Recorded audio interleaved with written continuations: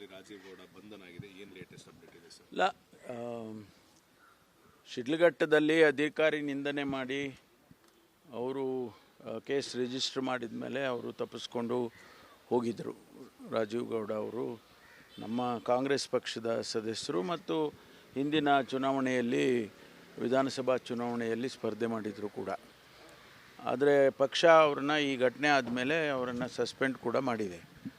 ನಾವು ಪೊಲೀಸ್ ಇಲಾಖೆಯಲ್ಲಿ ಅವರನ್ನು ಅರೆಸ್ಟ್ ಮಾಡಬೇಕು ಅಂತ ಹೇಳಿ ಅವರು ತಪ್ಪಿಸ್ಕೊಂಡು ಹೋಗಿದ್ದರು. 11 ದಿವಸ ಅವರು ನಮ್ಮ ಕೈಗೆ ಸಿಕ್ಕಿರಲಿಲ್ಲ.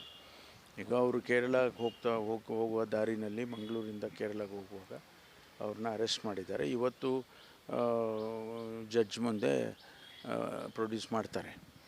ಅದಾದಮೇಲೆ ನಾವು ಜುಡಿಷಿಯಲ್ ಕಸ್ಟಡಿಗೆ ಪೊಲೀಸ್ನವ್ರು ಕೇಳ್ಕೊಳ್ತಾರೆ. ಮುಂದೆ ಕಾನೂನು ಪ್ರಕಾರ ಏನು ಕ್ರಮ ತಗೋಬೇಕು ಅದನ್ನು ತಗೊಳ್ತಾರೆ. ವಿಪಕ್ಷ ನಾಯಕ ಆರ್ ಅಶೋಕ್ ನಿನ್ನೆ ಮಾತಾಡ್ತಾ ಇರಬೇಕಾದ್ರೆ ಆಂಟಿಸಿಪೇಟರಿ ಬೇಲಿಂಗ್ ಇದು ರಿಜೆಕ್ಟ್ ಆಗಿದೆ, ಕೋರ್ಟ್ ವಿಚಾರಗಳಲ್ಲಿ ಅವ್ರಿಗೆ ಕ್ಲಿಯರ್ ಸಿಕ್ಕಿದ ನಂತರ ಅರೆಸ್ಟ್ ಮಾಡ್ತಾರೆ, ಗೌರ್ಮೆಂಟ್ ಆ ಥರ ಪ್ಲ್ಯಾನ್ ಮಾಡಿದೆ ಅನ್ನೋದು ಆರೋಪ ಮಾಡಿದ್ರು ನಿನ್ನೆ. ನೋಡಿ, ನಾವು ಯಾವುದೂ ಆ ರೀತಿ ಯಾವುದನ್ನು ಪ್ಲ್ಯಾನ್ ಮಾಡಿಲ್ಲ. ಅವರು ತಪ್ಪಿಸ್ಕೊಂಡು ಹೋಗಿದ್ದರು. ಅದನ್ನು ನಮ್ಮವರು ಅವರು ಎರಡು ಮೂರು ಟೀಮ್ಗಳನ್ನ ಮಾಡಿಕೊಂಡು ಅವರನ್ನು ಹುಡುಕ್ತಾಯಿದ್ರು. ಮಾಹಿತಿ ಸಿಕ್ಕಿದ ಮೇಲೆ ಅವ್ರನ್ನ ಅರೆಸ್ಟ್ ಮಾಡ್ಕೊಂಡು ಬಂದಿದ್ದಾರೆ.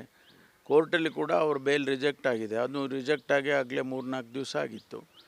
ಆ ರೀತಿ ನಾವು ನಮ್ಮ ಇಲಾಖೆಯಲ್ಲಿ ಯಾವುದೇ ರೀತಿಯಲ್ಲಿ ಈಗ ಅವರು ಗೃಹ ಸಚಿವರಾಗಿದ್ದರು, ಅವರು ಹೀಗೆ ಮಾಡ್ತಿದ್ರಾ? ಇವೆಲ್ಲ ಹೇಳೋದಕ್ಕೆ ಭಾಳ ಸುಲಭ.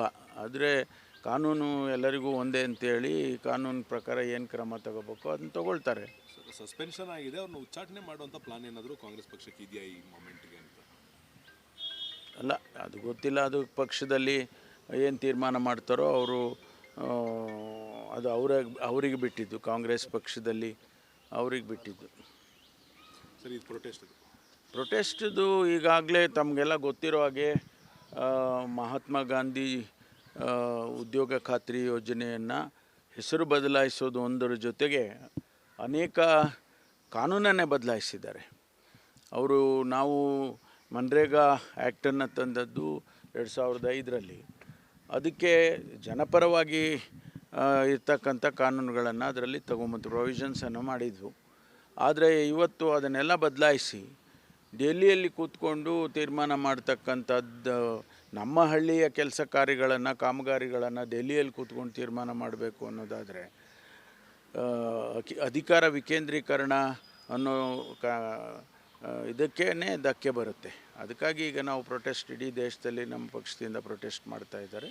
ಇವತ್ತು ನಮ್ಮ ಏನು ರಾಜ್ಯಪಾಲರಿದ್ದಾರೆ ಅವರಿಗೆ ಒಂದು ಮೆಮೊರಂಡಮನ್ನು ಕೊಡಬೇಕು ಅಂತೇಳಿ ನಮ್ಮ ಪಕ್ಷದಿಂದ ತೀರ್ಮಾನ ಮಾಡಿ. ಬಿಜೆಪಿ ಅವರು ಗಾಂಧಿ ಸ್ಟ್ಯಾಚ್ಯೂ ಮುಂದೆ ಸರ್ಕಾರದ ವಿರುದ್ಧ ಪ್ರೊಟೆಸ್ಟು, ರಾಜ್ಯಪಾಲರನ್ನ ಅಗೌರವದಿಂದ ನಡೆಸ್ಕೊಂಡ್ರು ಅಂತ ಸರ್. ಅಲ್ಲ, ನಾವೇನು ಅಗೌರವದಿಂದ ನಡ್ಕೊಳ್ಳಿಲ್ವಲ್ಲ. ಅವರು ಏನು ಭಾಷಣವನ್ನು ಓದಬೇಕು ಅನ್ನೋದು ಒಂದು ಮ್ಯಾಂಡೇಟ್ರಿ. ಅದನ್ನು ಅವ್ರು ಓದಲಿಲ್ಲ ಅಂತ ಹೇಳಿ ಸ್ವಲ್ಪ ಕೇಳುವಂಥದ್ದು. ಅವರು ಇಳಿದು ಹೋಗುವಾಗ ಅವ್ರನ್ನ ಕೇಳಿದ್ದಾರೆ. ಅದನ್ನು ಇವರು ಅಷ್ಟೊಂದು ಇದಾಗಿ ಅವಮಾನ ಮಾಡಿದರು ಹಾಗೆ ಹೇಗೆ ಅಂತ ಹೇಳ್ಕೊಂಡು ತಿರುಗ್ತಾ ಇದ್ದಾರೆ ಅಷ್ಟೇ. ನ್ಯೂಸ್ ಫಸ್ಟ್, ನಿರ್ಭೀತಿಯಿಂದ ನಿಮ್ಮ ಪರವಾಗಿ.